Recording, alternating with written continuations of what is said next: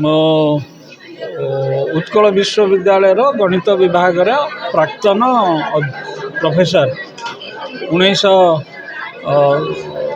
2010 retired 15 वर्ष।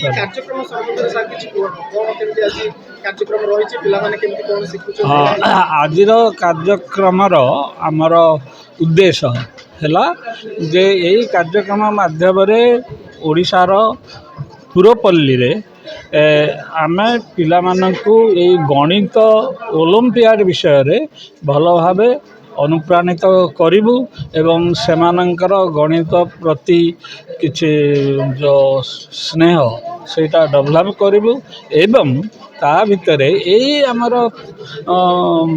प्रांत ग्राम्य पल्ली मानकरे जो किछि प्रतिभा गणितर प्रतिभा अच्छी सेमानंको अन्वेषण करबा या हला गोटे उद्देश्य पिलांका भल अच्छी आम जहाँ भावुलु यही मु जो विषयटा प्रथम क्लास रे पढ़ेली यहीटा गणितर गोटे कष्ट पाठ तथापि आम पिला मानकर जहाँ जेतिक रेस्पॉन्स देखिली मते भल लगिला मुझे आम एक्सपेक्टेशन रु अधिक अच्छी कारण भुवनेश्वर में आम पढ़ाओ से पिला माने आगरू निज घर भितर पढ़ी पढ़ी आसी था किंतु यही पिला माने प्रथम थर पानी शुणिक जो response I am satisfied. Okay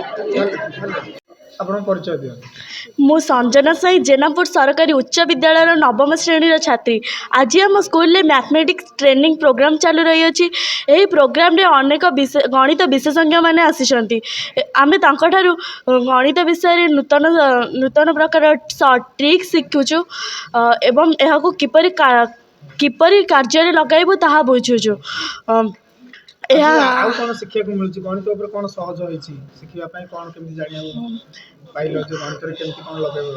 गणित उपरे आमे नंबर सिस्टम विषय बुझीचु यार सूत्र मध्य बुझीचु। क्लास बहुत भल लगुच अति सुंदर है आकर्षणीय धन्यवाद। नमस्कार मु नित्यानंद नायक भारप्राप्त प्रधान शिक्षक जेनापुर सरकारी उच्च विद्यालय। आज सर जो कार्यक्रम रही कार्यक्रम संबंध में आप किसी मत व्यक्त कर।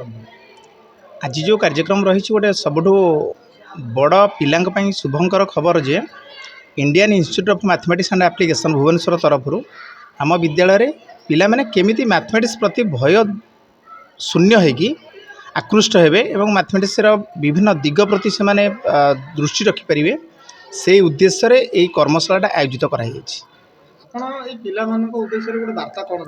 हाँ ये वार्ता ये जे यही कार्यक्रम माध्यम शिक्षा माध्यम गणित प्रति भय शून्य माध्यम पिला माने बहुत ऊपर को जापर जेहेतु गणित हूँ सबू शिक्षार बोधे आधार एवं यही शिक्षा को नहीं सबू विषय से दक्षता हासिल करें से आरी उपर गुरुत्व दिखाई एवं नेशनल स्तर बा राज्य स्तर जो गणित ओलंपियाड सब होउची से विषय में दक्षता हासिल करें।